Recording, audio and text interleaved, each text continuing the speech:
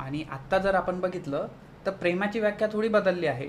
जसं की समाज माध्यमात, सोशल मीडियावर बघितलं जातं की महागडे गिफ्ट्स देणं, चांगल्या हॉटेलमध्ये जेवायला जाणं, बड्डेचं चांगलं सेलिब्रेशन करणं आणि त्या पोस्ट समाज माध्यमातून दाखवणं, याला तुम्ही प्रेम व्यक्त म्हणजे हा व्यक्ती माझ्या खूप प्रेमात आहे असं समजलं जातं.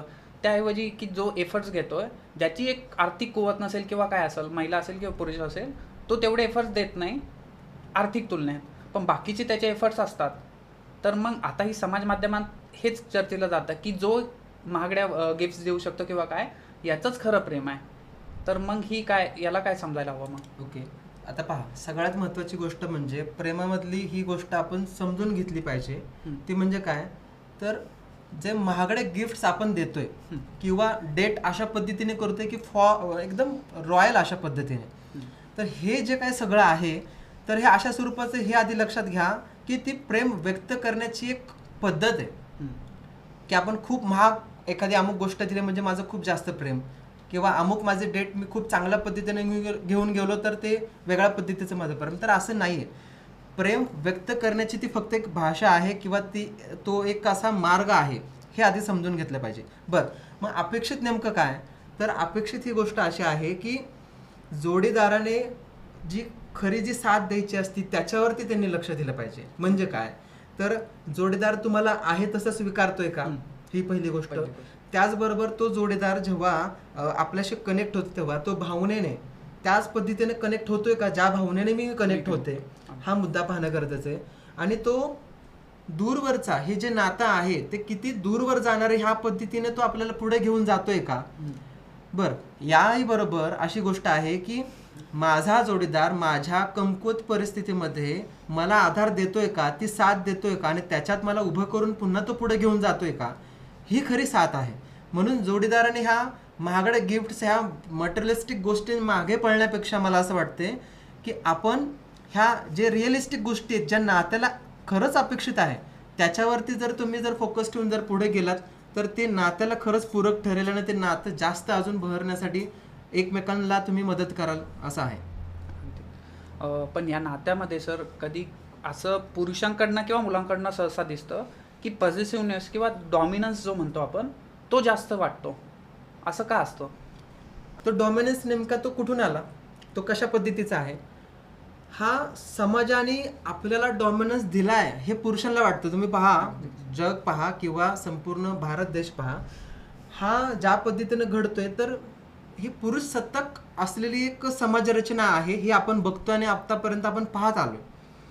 मग ही व्यक्ती, ज्या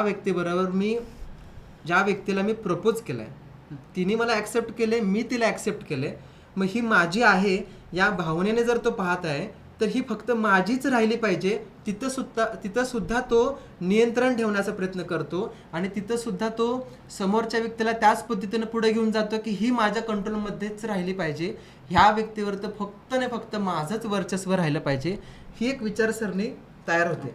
बरं, याच्याच बरोबर आणखीन एक गोष्ट घडते की त्या पुरुषाला असं वाटतं की माझ्यात काहीतरी गोष्टी कमी आहेत, मग ह्या अमुक गोष्टींसाठी ती व्यक्ती दुसऱ्या व्यक्तींकडे गेली तर, मग ही गोष्ट न व्हावी यासाठी तो पुरुष काय करतो, तर त्या स्त्रीला बाकी पुरुषांपासून दूर ठेवतो. तर ही गोष्ट अशा पद्धतीने घडते आणि त्याचा परिणाम म्हणजे काय, तर आपण आपल्या जोडीदाराला, म्हणजे खरं मात्र मला हे सांगायचं की प्रेम हे पकडून झगडून कधीच होत नाही.